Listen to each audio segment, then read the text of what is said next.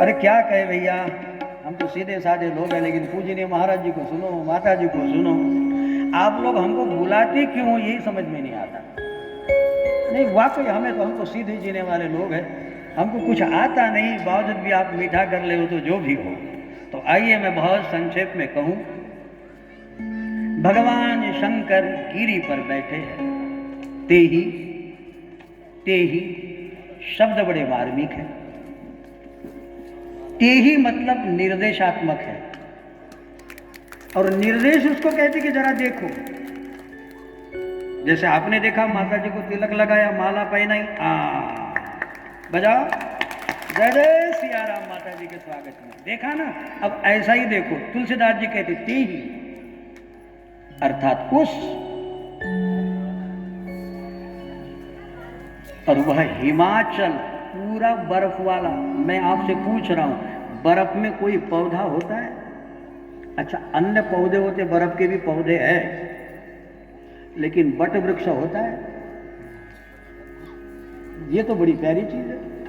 लेकिन ते ही गिरी पर, तो ये गिरी भी विचित्र है, ये गिरी भी विचित्र है, तो वहां का वट वृक्ष भी उससे भी विचित्र है। और ये विटप कौन सा है, वट वृक्ष कौन सा है, तो बड़ी विशालता वाला है। देखो, वृक्ष और वनस्पति में फर्क होता है। वृक्ष उसे कहते हैं कि जिसमें फल तो होते हैं लेकिन फूल नहीं होते। जिसमें फल और फूल दोनों होते हैं उसका नाम वनस्पति है। और वृक्ष उसे कहते कि जिसे फल तो होता है लेकिन फूल नहीं होते। आपने पीपल का फूल देखा है, बट का फूल देखा है? देखो, ये वनस्पति जाति में वनस्पति और वृक्ष का भेद बता। यहां विटप माने वृक्ष है। तो ते ही गिरी पर बाबा जी जिस वट वृक्ष के नीचे बैठे हैं, बटु विश्वास, महाराज जी का शिवरंजनी वाला, अचल निज धर्मा बटु विश्वास, अचल निज धर्मा।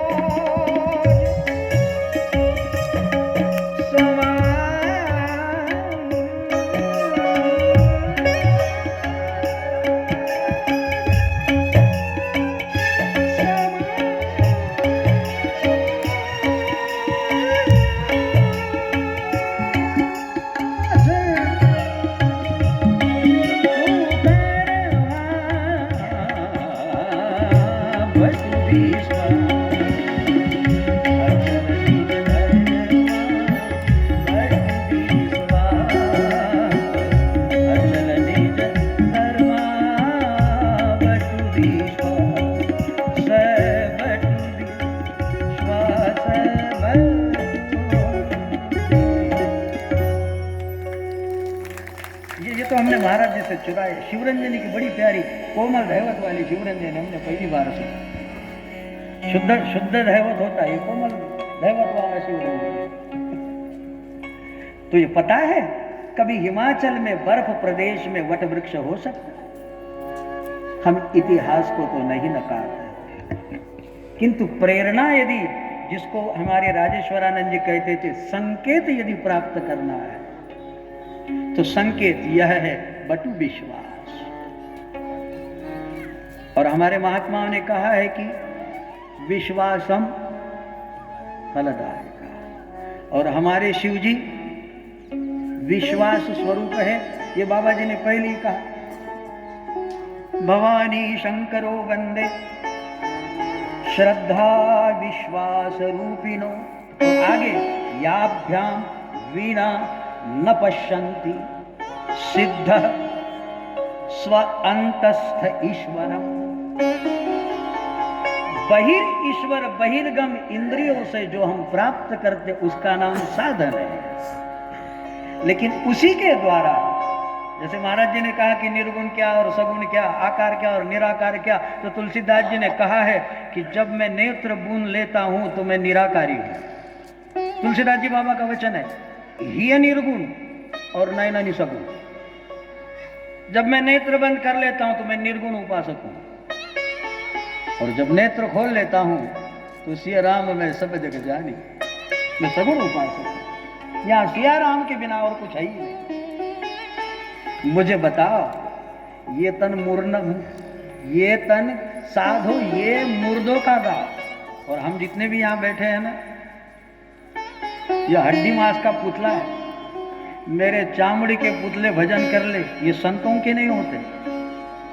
संतों के जो शरीर होते, भक्ति करते करते करते करते शरीर भी इनका शुद्ध हो जाता। और योग की प्रक्रिया में आया है महाराज जी कि कुंडली शक्ति जब जागृत होती है तो उसके बदन से दुर्गंध नहीं आई। और कुंडली शक्ति जागृति के बिना अध्यात्म का महाद्वार नहीं खुलता।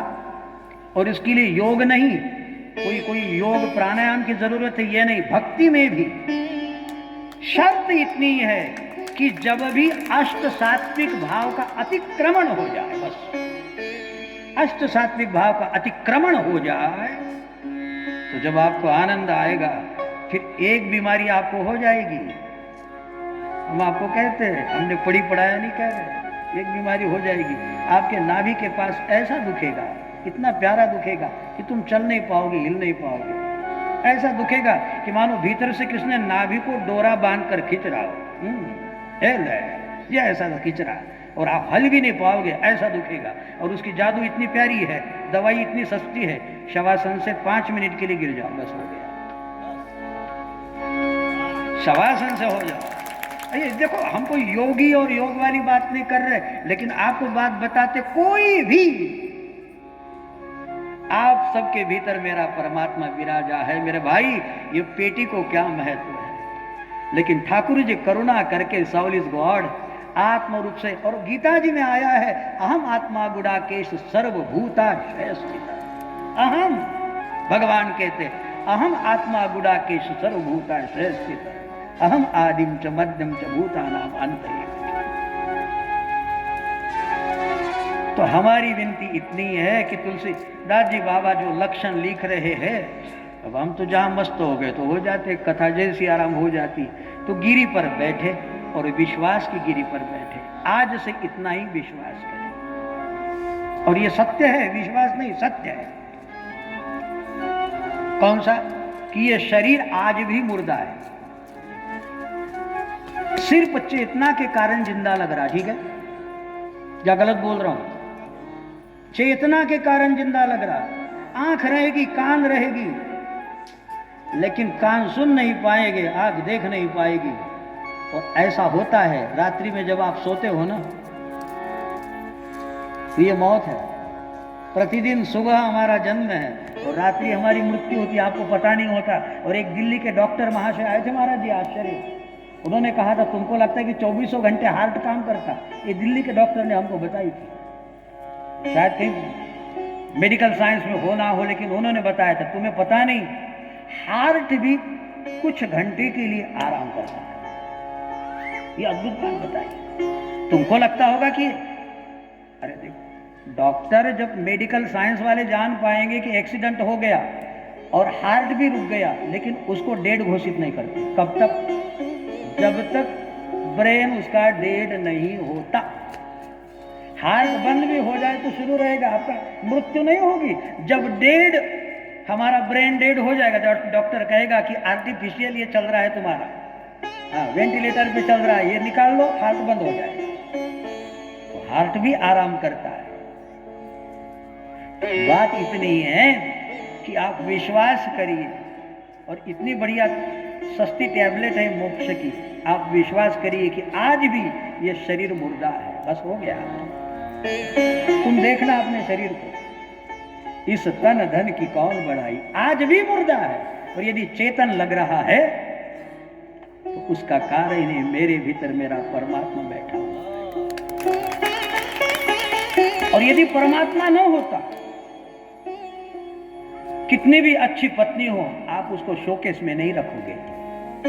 रखोगे? संध्या होने को है, जल्दी उठाओ, क्योंकि दुर्गंध लग जाएगी। और दुर्गंध नहीं आ रही, इसका मतलब यह है कि हमारे भीतर परमात्मा बैठा है।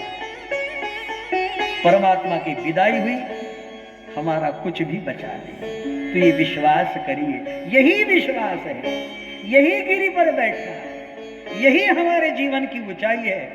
सारे निपट जाएंगे यदि हम शरीर को अहमियत न दे। तुम आज भी मुर्दा हो, ये सत्य है, लेकिन सचेतनता लग रही है तो मेरा परमात्मा भीतर बैठा हुआ है। इस बात को आप डंक के साथ समझ ले तो तेही गिरी पर बट बिटप विशाला ये हो जाएगा। और आगे हमारे भगवान भोले बाबा क्या करते हैं, ये तो राम कथा का अभी अधिष्ठान हो रहा है, किंतु हमने प्रथम हमारे सरकार जी को सुना, अब हमारी मैया जी को हम सुनेंगे। और ये कि रिश्ता में बताता, ये हमारी माता जी है, आपके गांव की बिटिया हो, हमारी माता जी है, और हमारे महाराज जी की बहन है, इसलिए हमारे मामा जी हुए, हम इनके बालक है, ये हमारे मामा है। तो यहाँ कितनी माँ बैठी हुई है, कितनी माँ बैठी है मंच पे? 3 माँ बैठी है, एक माँ, 2 मामा, 2 मामा मिलकर एक माँ।